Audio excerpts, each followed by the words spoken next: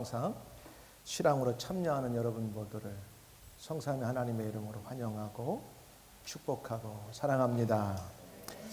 우리 사람들은 저와 여러분을 포함하여 세상을 살아가면서 가끔씩 우연히 혹은 행운이었어 라는 말을 사용할 때가 있습니다. By chance, accident, accidentally 이런 말을 사용할 때가 있습니다. 이 말은 어떤 일이 뜻하지 아니하게 저절로 생겨 묘하게 혹은 저절로 운 좋게 이루어졌음을 표현하는 말이라 여겨집니다. 즉 사람들이 어떤 일을 계획하지 않고 기대하지 않았는데도 혹은 힘들여 공을 들이지 않았는데도 자연스럽게 좋은 일들이 일어나게 되었을 때를 가리켜서 이제 우연히 운이 좋았어 이런 말을 사용합니다. 그런데 과연 우연히 운 좋게 어떤 일들이 그렇게 되어졌을까요? 오늘 우리들이 함께 읽은 열왕기상 18장 41절에서 46절을 보면 세상에 일어나는 자연적인 현상 하나까지도 우연히 일어나지 않는 것임을 알려주고 있습니다. 그냥 바람이 이쪽에서 저쪽으로 부는가 보다 우연히 부는 것 같지만 그 바람도 우리가 원한다고 불어지는 것도 아니고 또 우리가 원한다고 안 불어지는 것도 아닙니다. 본문의 배경은 하나님의 종 선지자 엘리야가 바알의 선지자들과 엄청난 대결을 벌였습니다. 갈멜산에서 송아지 한 마리씩을 잡아서 제단에 올려놓고 열심히 기도했을 때 자기들이 섬기는 신이 불을 내려서 그 모든 걸 태우면 진짜 신인 것을 증명해 보이자는 대결을 했는데 여러분이 잘 아시는 것처럼 엘리야의 하나님이 불을 내려서 엘리야가 대승을 거뒀습니다. 그리고 나서 바알의 선지자 450명을 딱 불러서 기손 시냇가로 다 불러내려서 그곳에서 모조리 목을 다 쳐서 완전히 죽여버렸습니다. 대단합니다. 하나님의 일도 사람을 이렇게 확실하게 죽이는 일도 있구나. 이 일 후에 엘리야가 아합 왕에게 3년 6개월 동안 비도 이슬도 없어서 큰 가뭄과 기근이 있는 이스라엘 땅에 비가 내릴 것이니 이렇게 말을 전합니다. 그리고 엘리야 본인은 갈멜산 산 꼭대기로 기손 시냇가에 있다가 올라가고 자기가 데리고 있던 사환에게 가르쳐서 야 아합 왕에게 말해라. 이 기손 시냇가에 머물지 말고 저 높은 데로 올라가서 이제는 먹고 마시라고 말을 해라. 이렇게 얘기해요. 이 사건을 통해서 우리에게 주는 메시지가 있어요. 비는 우연히 오지 않는다라는 제목으로 말씀을 증거합니다. 말씀을 들을 때 우리 삶에 지금 비가 필요한데 여전히 비가 내리지 않고 가뭄이 계속되고 또 그 가뭄으로 인해서 인생의 기근이 계속되고 있다면 이게 우연일까요? 우리는 심각하게 그 문제를 놓고 우리가 믿는 하나님께 기도해야 될 때입니다. 비는 우연히 오지 않습니다. 사람들은 우연이라고 보지만 절대 그렇지 않아요. 심지어 믿지 않는 세상의 사람들도 비가 안 오면 기우제를 지내요. 자기들이 믿는 신에게 비를 내려달라고 제사를 지냅니다. 이걸 보면 비는 우연히 오지 않는 것을 우리는 세상에 믿지 않는 사람들을 통해서도 이렇게 알 수가 있어요. 그런데 성경은 분명히 말합니다. 비는 우연히 오지 않습니다. 말씀을 들을 때 성령 하나님의 도우심으로 이 말씀 가운데 잘 깨닫고 오늘 우리 안에 어떻게 내가 살아야 되는가 하나님이 주시는 음성을 통해서 은혜 받고 결단하는 그런 시간이 있기를 주의 이름으로 축복합니다. 본문에서 우리는 엘리야의 위대한 그 믿음과 기도를 통해서 이렇게 41절부터 오늘 본문이 많지 않지만 바라보면 엘리야가 그래요. 기손 시냇가에서 450명의 바알 선지자들을 다 모조리 죽이고 나서 이제 아합에게 말을 전한 다음에 이렇게 말합니다. 왕이여, 큰 빗소리가 내게 들려옵니다. 세상 사람들은 전혀 이해하지 못하고 같이 있던 사람들은 빗소리는커녕 구름 한 조각도 아직 볼 수 없는데 엘리야는 담대하게 말합니다. 왕이여, 올라가서 먹으소서. 이제 내 귀에 큰 빗소리가 들립니다. 이 큰 빗소리는 폭우를 말합니다. 아니 3년 6개월 동안 비 한 방울, 이슬 한 방울이 없어가지고 기근과 엄청난 어려움 때문에 그 앞에 윗부분의 내용을 보면 왕이 자기가 왕궁에서 타는 말과 노새들이 먹을 풀이 없고 물이 없어가지고 자기의 그 밑에 있는 궁중 대신을 들이고 물 근원을 찾으러 다니는 형국이었어요. 그러니 얼마나 이스라엘 땅이 가뭄과 기근이 심했던 것을 볼 수 있습니다. 그런데 큰 대결에서 어떻게 보면은 자기가 믿었던 바알의 선지자들이 다 목 잘려 죽는 비극을 맞이했는데 엘리야는 하는 말이 왕이 올라가서 먹고 마시소서. 내 귀에 큰 빗소리, 폭우 소리가 들립니다. 그 왕이 볼 때는 이거 참 이상한 일이죠. 그리고 주변에 있는 사람들은 얼마 전까지 기적은 봤지만 아니 비가 오려면 하늘이 거무야 되고 구름이 떼야 되는데 그런 어떤 현상도 없는데 엘리야는 확신 있게 말을 해요. 아합 왕과 백성들이 바알 우상을 섬긴 그 죄값으로 엄청난 이 기근이 왔던 거, 가뭄이 왔던 거고 그 결과로 하나님께서는 하나님의 계획 속에서 이 모든 것들을 진행해 가셨어요. 그래서 대결에 승리하게 하시고 그들을 죽게 만들었어요. 이 비소식입니다 할 때 엘리야가 아합에게 올라가라고. 그러니까 지금 엘리야는 기손 시냇가에 같이 있었던 거지요. 왕으로서 어떻게 그 일이 마지막 이제 끝나는가를 아마 확인했던 것 같아요. 그러니까 보세요. 아합 왕이 큰 소리 쳤지만 하나님 앞에 불순종한 죄 때문에 이스라엘의 가뭄과 기근이 왔을 때 왕이 할 수 있었던 것은 아무것도 없었어요. 왕이었지만 아무것도 할 수 없었어요.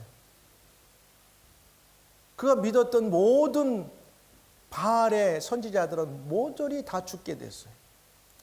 아마 이 상황을 현장에서 목도했던 아합 왕은 발걸음이 떨어지지 않았고 아마 부들부들 아마 사지를 떨었지 않았을까 제가 추측해 봅니다.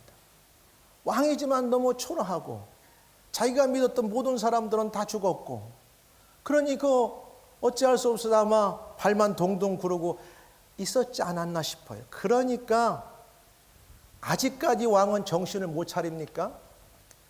당신의 나라에 비를 내리시고 당신의 나라의 가뭄을 해결하시고 당신의 생사화복을 운명을 조장하실 분은 여호와 하나님인 걸 알지 못합니까? 정신 바짝 차리세요. 그 말을 하는 것 같아요. 그러니 여기서 그냥 넉나간 사람처럼 거기에 꼼짝 않고 서 있지 말고 올라가서 먹고 마시고 정신 차려라 이 말을 나름대로 생각해서 한 말이죠. 그러니까 엘리야가 아합에게 이르되 올라가서 먹고 마시소서. 지금 당신 정신 차려야 돼. 왕이지만 죽은 게 끝이 아니라 하나님이 나를 통해서 빗소리를 듣게 하셨으니까 올라가서 그 다음에 일을 생각하세요. 나름대로 엘리야는 아합을 이스라엘을 생각하는 거죠. 굉장한 큰 배려입니다. 선지자들의 죽음으로 말미암아 아마 잔뜩 겁에 질려 있는 이 아합 왕의 모습을 우리가 한번 생각해 볼 수 있죠. 근데 엘리야는 대단히 겸손하며 공경하는 자세로 나름대로 왕을 이렇게 배려하는 이 모습을 볼 수 있어요. 그리고 44절에서도 이제 나오지만 큰 비가 오기 전에 기손 시냇가에 기손강이 막 그 갑자기 폭우가 내리면 그 가뭄이 있었던 그 광야가 갑자기 물이 불어나가지고 사람이 갈 수도 없고 거기 갔다가 떠내려가 죽을 수 있으니까 비가 오기 전에 빨리 피하라고까지 알려주는 거 보면 엘리야는 대단하게 아합에 대해서 상당히 배려의 마음을 갖고 있어요. 여러분, 얼마 전에 미국에서 캠핑을 갔던 어린아이들이 갑자기 8시간, 9시간 만에 9m의 물이 부는 바람에 그 일대가 엄청난 인명피해를 입었잖아요. 그런데 이런 팔레스틴 지역의 이런 광야는 폭우가 내리면 갑자기 없던 시냇가에 강이 만들어지고 사람이 건널 수 없고 휩쓸려 가서 죽는 일들이 허다해요. 그래서 그것까지 생각하는 거죠. 이를 통하여 엘리야는 자신 이스라엘과 그 왕을 괴롭게 한 자가 아니라 참으로 그들을 위하는 자라는 사실을 이 사건을 통해 분명히 이제 말해주는 거예요. 왕, 왕이요, 이제까지도 이렇게 깨닫지 못합니까? 내가 당신을 괴롭게 하는 게 아니라 당신의 가족이 하나님을 버리고 우상을 섬긴 죄 때문에 이스라엘이 엄청난 일을 당했고 그 일을 내가 해결해 주러 왔으니 나를 이스라엘을 괴롭게 하는 자로 여기지 말고 당신이 정신 차리라고.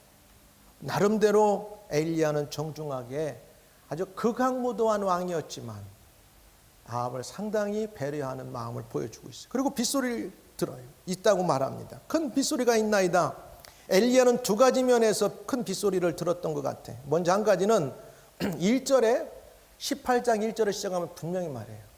하나님께서 야, 이스라엘 땅에 내가 다시 비를 내릴 거다. 여러분, 이게 믿음입니다. 아직 비가 안 왔어도 하나님 말씀이 그럴 거다 하면 그 말을 가슴에 담아놓고 항상 그 말씀을 의지하면서 믿음으로 실천하는 거예요. 엘리야는 분명히 말해요. 여호와 하나님의 약속의 말씀에 근거하여 확신하였던 것을 저는 생각할 수 있어요. 많은 날이 지나고 1절에 이렇게 시작해요. 제3년에 여호와의 말씀이 엘리야에게 임하여 이르시되 너는 가서 아합에게 보이라. 내가 비를 지면에 내리리라. 지금까지는 아무 비나 구름도 나타나지 않았지만 엘리야의 마음은 반드시 내가 아합을 만나니 순간 과정을 통하여 비를 내릴 거라고는 확신이 있었다는 사실이에요. 그러면서 이제 바알과 그 선지자들과의 대결에 이겼고 그들을 다 처단했기 때문에 하나님이 그 다음에 하실 일을 이미 엘리야는 나름대로 예측하고 믿음으로 바라봤던 거죠. 그 다음에 하실 일은 하나님이 약속하신 대로 비를 내리실 거다. 그러면서 엘리야가 아합 왕에게 말한 거, 올라가서 먹으라. 사랑하는 여러분, 믿음은 하나님 말씀, 들은 말씀을 때로 우리 눈에 보이지 않고 하지만 그것이 현실화되지 않고 이루어지지 않았어도 전능하신 하나님 말씀이기 때문에 그것을 반드시 이루어질 거라고 하는 실물로 실제로 믿고 생활하는 게 믿음인 거예요. 할렐루야. 그랬어요. 그래서 분명하게 큰 빗소리가 있나이다 얘기했어요. 그 다음 두 번째 한 가지를 우리가 생각해 볼 수 있는 건 조금 전 바알 선지자 450명과 대결하여 대승을 거두었기 때문에 하나님은 이번에도 반드시 하나님께서 약속하신 것을 만천하에 들어 보여주기 위해서 약속하신 비를 반드시 분명히 내릴 거라고 하는 믿음의 확신이 엘리야에게는 있었습니다. 여러분, 하나님의 사람들이 하나님의 큰 은혜를 받고 축복을 받고 살아갈 때는 하나님 말씀을 액면 그대로 믿느냐, 그대로 이제 우리가 의지하느냐에 따라서 그 결과는 하늘과 땅의 큰 차이가 납니다. 엘리야는 분명히 믿었어요. 이전에도 우리가 살펴보지만 엘리야는 매 순간마다 쫓기고 어려운 상황에서 절대 자기의 개인 행동을 하지 않았어요. 하나님의 말씀이 임할 때에만, 비록 환경이 여건이 좋지 않고 위험이 찾아와도 그 말씀에 따라 움직였던 엘리야를 우리는 봤습니다. 그러니까 이번에 동일한 거죠. 믿음의 사람들은 영적인 때로는 소리를 들을 수 있고 영적인 눈이 열리는 거예요. 사도행전 9장에 보니까 초대교회 예수를 믿는 사람들을 아주 정말 악랄하게 핍박하고 잡아다가 족쳤던 사람 중에 하나가 우리가 지금 그렇게도 좋아하는 위대한 사도 바울이었는데, 그가 사울의 이름으로만 쓰일 때는 아주 예수 믿는 사람들을 아주 나쁘게 여기고 최1인자의 박해자로 서서 사람들을 저 멀리 있는, 적어도 예루살렘부터 몇백 킬로가 떨어져 있는 오늘날 시리아의 수도인 다마스커까지 예수 믿는 사람들이 있다니까 예루살렘의 대제사장의 편지를 가지고 회당으로 그 예수 믿는 사람들을 잡으러 가는 거예요. 근데 거기 가다가 거짐 시리아의 수도 그 입구 걸어가는 다마스커스 도상에서 딱 큰 소리가 나고 하늘에서 해보다 더 밝은 빛이 내려질 때 그가 눈을 멀고 무릎을 꿇고 꼬꾸라졌어요. 그때도 보면 같이 갔던 사람들이 소리는 들었는데 아무도 보이지 않는 거예요. 근데 사울만 하늘로부터 해같이 빛난 빛이 사울의 눈을 쬐단 말이에요. 여러분, 때로 같이 있어도 그 사람의 믿음의 수준이나 그 사람이 하나님을 얼마나 의지하냐에 따라서, 영안이 열린 사람은, 어떤 사람은 하나님이 어떤 상황을 만드시고 그 말씀을 통해서 뭐라고 말씀하는가를 읽을 수 있고 들을 수 있는 사람이 있는가 하면 그러지 못한 사람이 있을 수 있어요. 지금 딴 사람들은 전혀 이해 못해. 근데 엘리야는 큰 빗소리가 들리니 놀라운 사실을 선언하죠. 아직까지 하늘에는 구름 한 점이 없어요. 하늘이 검어야 뭐가 비가 오지, 그런 징조가 없는데도 이미 선언해버리는 거예요. 이게 믿음이에요. 사랑하는 여러분, 엘리야가 아합에게 큰 비가 있을 거라고 말한 것은 믿음으로 큰 비의 소리를 들었기 때문에, 하나님 말씀의 근거에서. 믿음의 귀, 믿음의 눈을 가진 사람들은 복된 사람들입니다. 나는 여러분들이 신앙생활하면서 그냥 눈에 보이는 현상만 따라가고 뭔가 손에 잡히는 것만 다 최고인고, 그 다음에 큰 거, 높은 거, 그 다음에 외형적인 것들만 관심을 두는 것보다는 그런 거 이면에 하나님께서 역사하시고 하나님께서 말씀하시는 영적인 것들이 오늘 어떻게 나에게, 내 삶의 주변에 말씀하시는가를 통찰하고 간파하고 그런 것들을 가지고 결단하고 살아갈 수 있는 그런 믿음의 사람들이 되기를 주는 축복합니다. 히브리서 12장 1절 3절 믿음에 대해서 잘 얘기하는 게 나오죠. 믿음은 바라는 것들의 확신이요 그랬어요.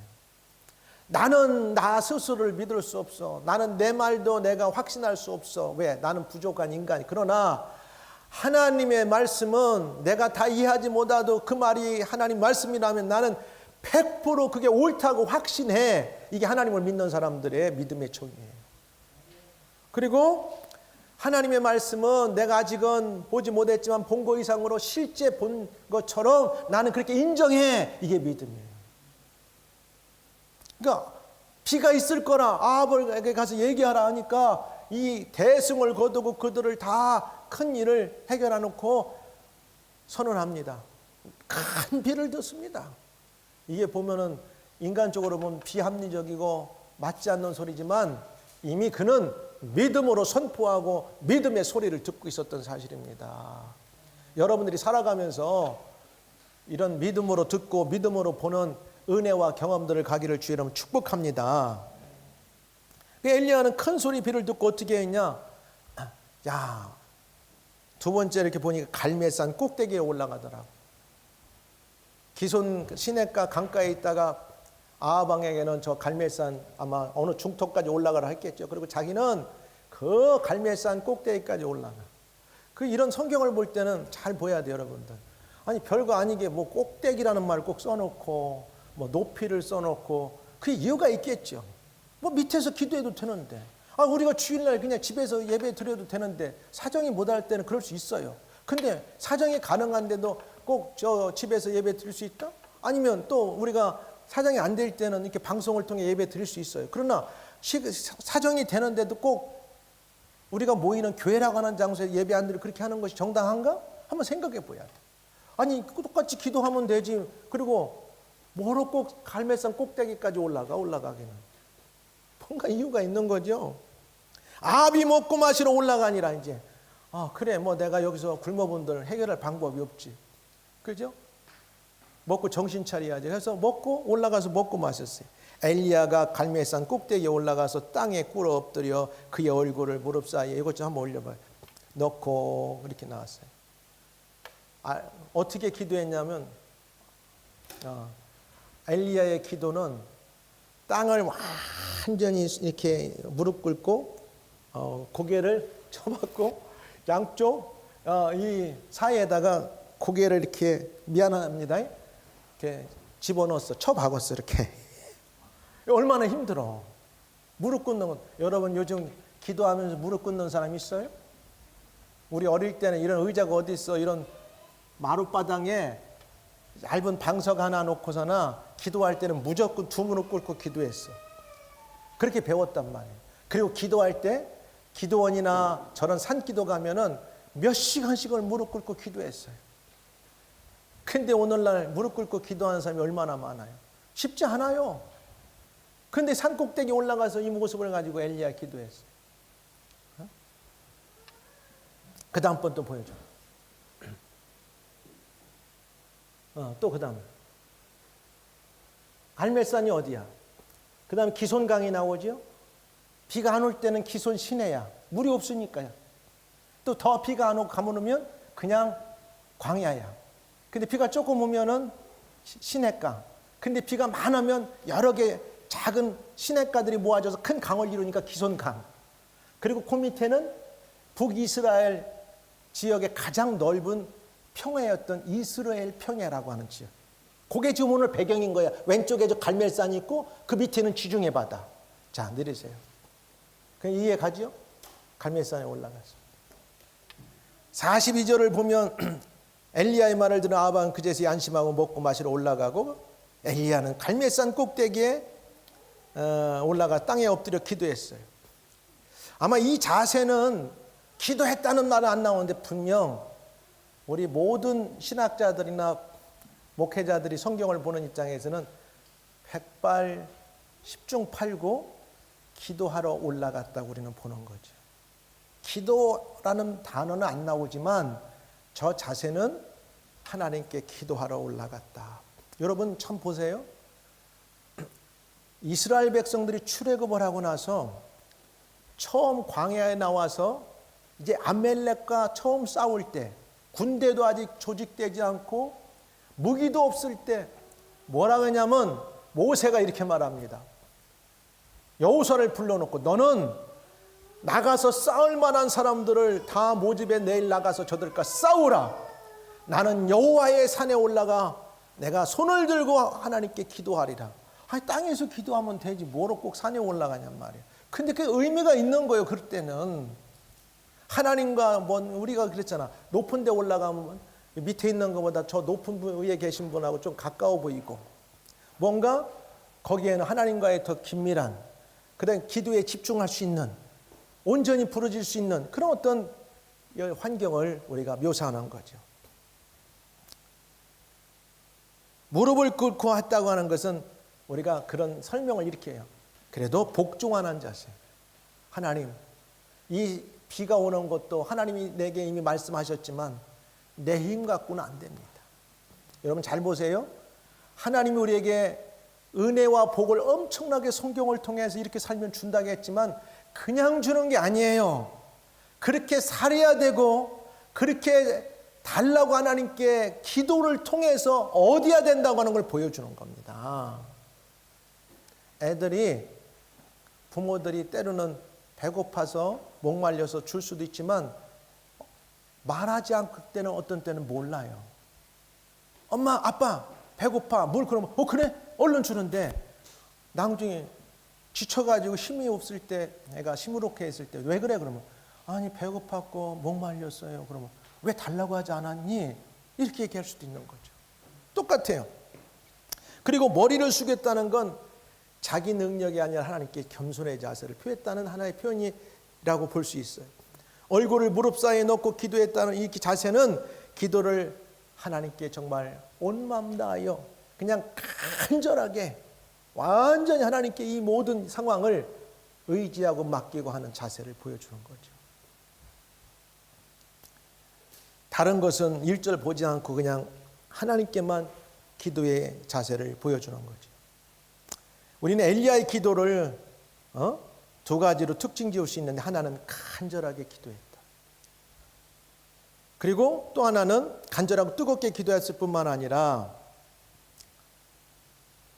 그가 하나님께 간절하게 뜨겁게 기도하고 또 기도하지 않을 수 있었음에도 불구하고 기도했던 것을 우리에게 알려줘요. 어떻게 보면 이미 약속된 거였기 때문에, 그리고 이미 큰 승리를 얻었기 때문에 어떻게 보면 내가 승리를 해놨고 당연히 하나님 비를 주셔야 돼. 그런데도 엘리야는 기도했어요. 사랑하는 여러분, 하나님이 우리에게 약속하시고 하나님 우리에게 좋은 것들을 주실 때는 그게 우리에게 좋은 것을 다 주시면서도 반드시 하나님 어떤 과정을 거치게 하시느냐, 하나님께로 온다고 하는 사실을 인정하도록 하기 위해서 하나님께 기도하게 하십니다. 그리고 다른 한 가지는 끝까지 포기하지 않고 끈질기게 기도했어요. 오늘 기도했는데 어떻게 보세요? 그의 사환에게 이르되 올라가 바다 쪽을 바라보라. 저쪽 지중해를. 그가 올라가 바라보고 말하되 엘리야 선지자님, 비가 안 와요. 구름도 없어요. 그렇게 말을 해요. 그러니까 다시 가라. 다시 가라. 몇 번까지? 7번. 여러분, 7번이라는 숫자는 작은 것 같아도 상당히 커요. 예수님께서 용서를 말 때 베드로가 막 힘을 내서 그래. 그럼 선생님, 7번을 내가 용서하면 어떻겠습니까? 그러니까 예수님, 70번씩 7번을 하라.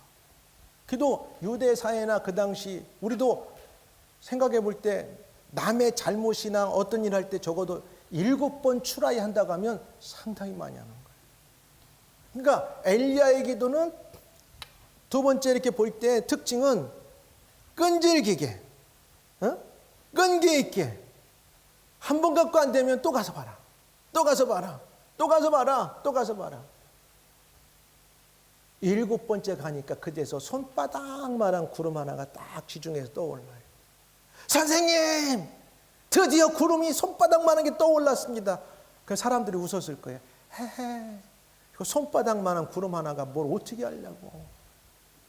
야, 근데 하나님의 응답은 그렇게 시작된 거예요. 7번을 기도했더니 그때서 손바닥만한 구름이 저 바다 위에 떠오르고 점점점 구름이 커지면서 전체가 거무스름하게 바뀌기 시작하는 거예요. 7번째 이르러서는 그가 말하되 바다에서 사람의 손만한 작은 구름이 일어나나이다. 이르되 올라가 아합에게 말하기를 비에 막히지 아니하도록 마차를 가지고 내려가서 하라. 뭐냐면 이제 그 갈멜산에 지금 있는 아합이 비가 폭우가 쏟아지면 그 이스라엘 광야를 지나서 가야 되는데 갑자기 기손강이 물이 불어가지고 폭우가 쌓여 물이 부르면 거기에서 휩쓸려서 못 갈 것 같으니까 그 시간 비가 폭우가 쏟아지기 직전에 빨리 떠나라고 얘기하는 거예요.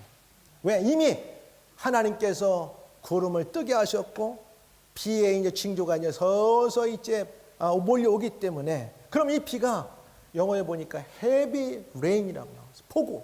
그러니까 작게 이렇게 오는 게 아니야. 엄청난 비가 올 거란 말이에요. 이것도 보면은 엘리야가 아합을 생각하는 거예요. 왜 생각한 줄 알아요? 그 마음속에 하나님을 전적으로 의지하고 우상을 섬겼던 바알을 섬겼던 걸 다 벗어던지고 하나님을 섬긴다는 아직도 말이 없어. 그걸 기다리는 거야. 엘리야는. 엘리야 선지자여, 내가 죽을 죄를 졌습니다. 이 죄가 나와 우리 집안의 죄 때문에 이렇게 어려움이 왔는데 회개합니다. 아직 회개한다는 소리가 없어. 그래서 아직도 엘리야는 그 아합 왕의 회개를 기다리고 있었던 것 같아. 그래서 정말 어떻게 보면 그 사람들 거기서 죽어도 싼데 여전히 먹고 마시고 살려두고 비가 와서 가다가 폭우에 쓰러져 죽을 것 같으니까 그래도 그 폭우에 쓸리지 않도록 먼저 보내는 거야. 이게 엘리야가 아합 왕에게 배려하는 거죠. 여러분, 누가복음 18장에도 보면 불의한 재판관이 나와요. 그리고 한 과부가 있는데 이 과부는 억울한 일을 당해서 아무 잘못이 없어. 근데 가서 재판장한테 재판장님 내 이 억울한 사정을 들어주세요 하니까 안 들어줘. 왜? 이 사람은 하나님도 우습게 여기는 사람이었어. 왜? 하나님을 안 믿는 사람이었어. 근데 야, 내가 하나님은 내가 두려워하지 않지만 이 과부의 내가 부탁은 들어줘야 되겠다. 이유가 내가 안 들어주면 내일도 와서 또 도와달라고 할 거고 또 내일도 하면 안 들으면 또 와서 나한테 사정할 테고 귀찮아서 내가 못 살 것 같으니까 내 유익을 위해서라도 이 과부의 청을 들어줘야 되겠다는 거예요. 예수님이 비유로 하신 말씀이에요. 하물며 우리의 하늘의 아버지가 그 자녀들이 어떤 상황이 되게 가지고 기도하고 간청하는 소리를 들어주지 않겠느냐, 그 말씀하시는 거예요. 끈기 있게 하는 엘리야의 기도였어요. 여러분, 사실 우리가 보면 더 이상 기도하지 않아도 하나님께서 자기가 한 말씀이 있기 때문에 비를 내리실 수밖에 없는데도 왜 엘리야를 통해서 기도하게 하셨을까? 엘리야도 교만하면 안 되는 거예요. 엘리야도 교만하면 안 돼. 엘리야를 통해서 하나님은 역사하시는데 내가 너를 통해서 일하는 것은 네 능력이 아니라 내 능력이라는 것을 보여주기 위해서 기도하게 하시는 거예요. 잘 알아야 돼요. 모세가 교만했다가 반석 한번 쳐가지고 화내가지고 가나안 땅 못 들어갔어요. 그걸 가리키는 거예요. 마지막에 보면 엘리야의 기도는 구름과 큰 비를 몰고 왔어요. 사랑하는 여러분, 우리 삶에 가뭄이 찾아왔습니까? 기근이 찾아왔나요? 오늘 찬양이 너무 좋더라고. 내가 그래서 지금 했어. 주님만 의지해. 응? 의지했던 모든 것 변해가고 사람 의지하고 믿었던 거 어떤 때는 다 배신하고 가고 편해요. 자기 다 이해관계 때문에 억울한 마음은 커져갔고 부끄러움 없이 살고 싶은 마음은 주님 아시는데 모든 일을 선으로 이겨내고 죄의 유혹을 따르지 않네. 나를 구원하신 영원하신 그 크신 사랑 날 붙드시네.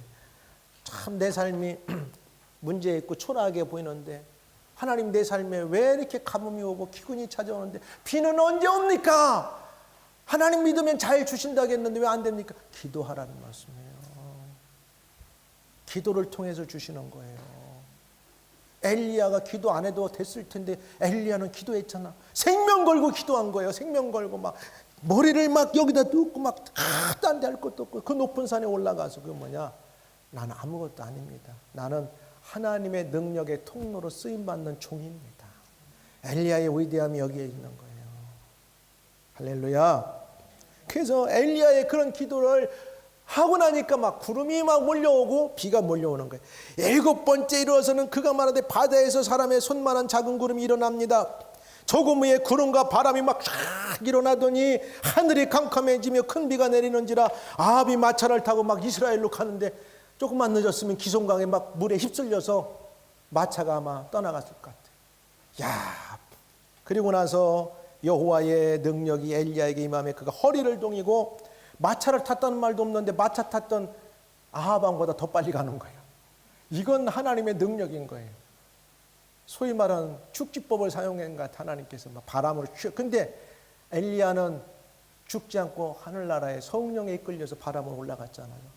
불에 이끌려서. 그거 보면 엘리야는 하나님께서 이런 사람이었기 때문에 쓰임받아서 말보다 더 빨리 막 아합에. 근데 왜 이스라엘 그 앞에까지 아합 왕보다 더 빨리 갔느냐? 아합 왕이 가면서 어떻게 마음의 변화가 있는가를 좀 살피는데 이 인간이 회개했다는 말이 없어. 아직도. 이걸 알아야 돼. 웬만한 사람 같으면 엘리야 선지자여, 내가 왕이지만 당신의 하나님을 보니 당신이 위대합니다. 나를 위해 기도해 주시고 우리 민 이스라엘을 위해 기도해 주시고 내가 바알과 아세를 다 버리고 내 아내 이세벨을 가서 내가 그를 설득해 가지고 하나님을 섬기는 자리에 내가 서겠습니다. 회개하는 게 없어 아직도. 그러니까 나름대로 엘리야는 이 인간이 왕인데 그래도 왕이 좀 변화돼 가지고 그 악한 이세벨까지 변해야 되는데 그래서 그 안타까운 마음에 쫓아가는 거예요. 사랑하는 여러분, 그런데도 변하지 않아요. 그럼 마지막은 하나님께서 심판하시는 거예요. 놀랍죠? 이스라엘 땅에 3년 6개월간 가뭄과 큰 기근이 있었는데, 그리고 하나님께 비를 내려주시기 약속하셨는데 비가 오지 않을 수밖에 없는 상황인데 그는 기도했어요. 끈질기게. 이렇게 말합니다. 엘리야는 우리와 똑같은 사람이었지만 그가 비가 오지 않기를 간절히 기도한 적 3년 6개월 동안 땅에 비가 오지 아니었고, 다시 기도하니 하늘이 비를 주고 땅이 열매를 맺었느니라. 할렐루야. 야, 엘리야는 위대한 게 아니라 하나님의 말씀을 순종했고 그 말씀을 붙들고 생명 걸고 기도했기 때문에 하나님은 그에게 하나님의 능력에 보여주시고 능력의 통로로 사용하신 거지, 엘리야 그 자체가 위대하지 않습니다. 그래서 우리를 엘리야를 추앙하지 말고 그 능력을 주신 하나님 예수님을 더 크게 의지하고 우리에게 능력을 주신 하나님 예수님을 바라보고 성령에 따라서 살으라고. 그러니까 아주 야고보가 확실하게 말했잖아. 엘리야는 우리하고 똑같은 사람이야. 엘리야가 위대한 게 아니야. 그가 기도했기 때문에 비가 오지 않았고 하나님을 대신해서, 그 다음에 하나님 말씀 듣고 기도했던 비가 온 것뿐이야.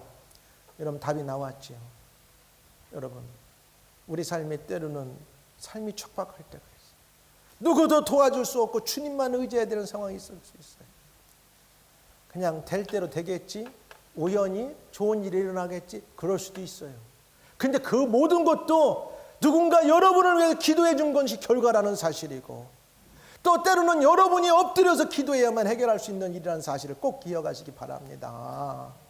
이 사건을 통해서 비는 우연히 오지 않아요. 하나님이 비는 약속은 했지만 그 비를 내 것으로 만들고 우리의 것으로 만들고 하나님의 놀라운 능력을 경험하기 위해서는 약속한 대로 기도해야 된다는 사실이에요. 사랑하는 여러분, 얻지 못하면 구하지 않기 때문이요, 구하여도 받지 못하면 정욕 쾌락으로 자기 유익을 구하기 때문에 그래요. 그래, 하나님의 뜻대로 구하면 들어주시는 거예요. 우리는 말씀을 맺으면서 이스라엘 땅에 비가 안 왔던 것은 하나님 약속이었지만 기도를 통해서 비가 왔어요.